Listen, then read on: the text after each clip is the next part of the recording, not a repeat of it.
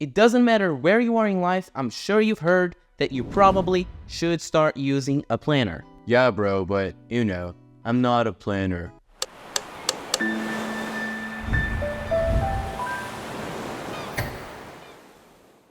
Look, I've used a whole universe of different planners. Here's a quick list. Physical calendars and planners, Google Calendar, Apple Calendar, the 4 things a day method, Notion, and the today and someday list. I will break all of these down for you, but the moral of the story here is that you should be using something that fits you, and then the you from today might be different from the you from tomorrow. What I mean is that throughout this time that I've used all these different types of planners, I was always on top of my day. So that doesn't mean that one way is better than the other. You just got to figure out what works for you right now. All right, let's break them down. Physical calendars and planners. Having a physical calendar or planner is especially useful because you can leave it open at your desk, and then the first thing you see in the day, the last thing you're going to see in the day is the things that you got to do, so you know exactly what's going on. This is particularly useful for the high achievers / people pleasers. Let me explain. Say someone invites you to an event that you really don't want to go, but you're a people pleaser, so you're probably going to say yes because you don't want to say the no right away. Because of this strategy, since your planner is at home, what you can tell the person is, hey James, I keep my planner at my house, so let me go home today and check it, and then if I can go, I'll let you know, okay? That way, if you don't want to go, well, now you got some more time to prep and say it a different way, call, text, whatever else. And 2, you can now see if it really fits your schedule, because when you say yes to something, you're really saying yes to your future self. You're adding extra excitement or stress to your future self. So whenever you plan something, whenever you schedule something, you got to keep that in mind. And obviously, don't forget to respond to the person. So go home, check it, and say something. Additionally, on a more mechanical level, you know the time boxing technique that we were just talking about? Having those physical planners usually makes the time boxing a lot easier to do. Another strategy, Google Calendar. This is actually really cool. I've used it for a long time. You can color code it. You can do by time. You can kind of time box there as well. You can send Gmail reminders, email reminders, whatever. You can connect it to so many different things.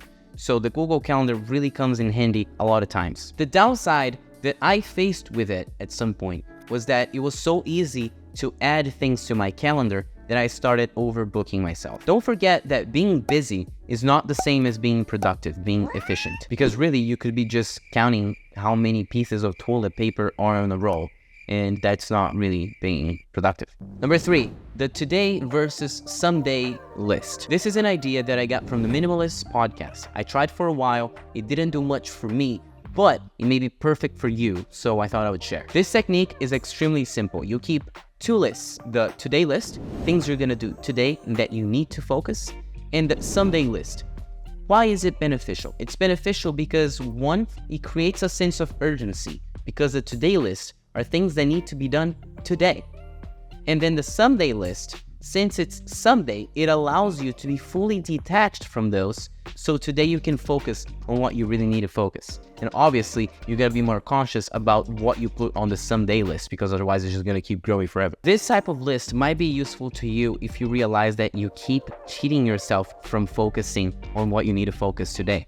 So that way you just cut everything else and you just focus on what you need to do today. The reason why this technique didn't work for me is that I felt like I needed more categories in my life. So I was juggling unsunk, school, work, and so and so, and so and so. So I always felt like there was always some subcategory of something that I needed to fit in, and I couldn't really with this list. So hence why I stopped using it.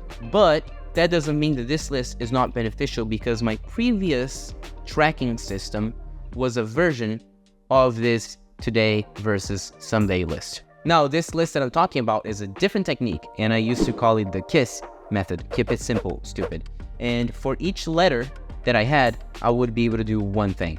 So I would only do 4 things a day. So say I needed to get a video done, and then I needed to work, so I would bundle things. So work would count as one thing. And then say workout, and then every once in a while, I would have miscellaneous. So say I had a ton of tiny little things that needed to get done, well, I would bundle them together. So, I would give myself about an hour to get them all done. Again, you can use it however you like, but it was an idea that the today list was broken down into 4 things and then the someday list would be on a brain dump below. In this KISS method, I used to use it on Notion, which is what I'm going to talk about next. So I would have KISS, K-I-S-S, so each of the things that I needed to do, and then later on I would have a brain dump that would make a toggle list. So I would move things from down here to up here throughout the day or the next day or so and so and so. Now let's talk about Notion. This is an app that I use for virtually every single organizational thing in my life. The only thing I don't use it for is for handwriting stuff because it doesn't have that feature, but I use it for my budget, for my planning, for the KISS method that I used to use, for keeping track of my groceries list, for filmmaking things. So these videos, all the scripts and all the steps are within Notion. It's basically my second brain. It's where I organize everything in my life. I switched to Notion because of a couple of reasons. One, I didn't want to go around with a book on me the whole time. And two, I wanted something that I could have access to all the time. So it needed to work both on my phone and my computer. So OneNote, for example, from Microsoft that I used for a while, I wasn't able to use both on my phone, that I had an iPhone, and a Windows computer. So I would get stuck there. Notion was useful in both, and it could work in both because you would have the web version and the app version. So how do I organize my life today? Now it's a combination, like always.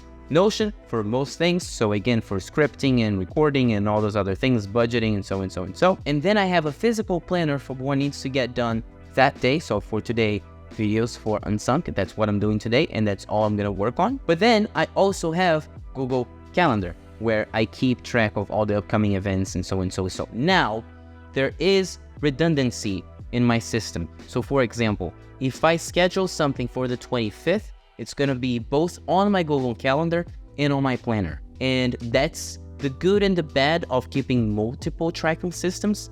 If you have multiple tracking systems, one, you cannot forget to put your information, whatever's going on, in all of them. So that's the rough part. The good part is that you're not going to forget by any means. Once you put it down, it's going to be down everything, and you're for sure not going to forget due dates or anything else. Another big discussion in the planning world is whether you should do daily or weekly plans. Should I have a weekly planner or a daily planner? However, when all is said and done, it really doesn't matter whether you're using a daily planner or a weekly planner, as long as you have a plan. A plan is better than no plan. I cannot care less about which way you're using, as long as you have something to keep you accountable and something that will make you stay on top of your game. This should cover this topic for now. So if you have any questions, let us know. But otherwise, let's go to the next video.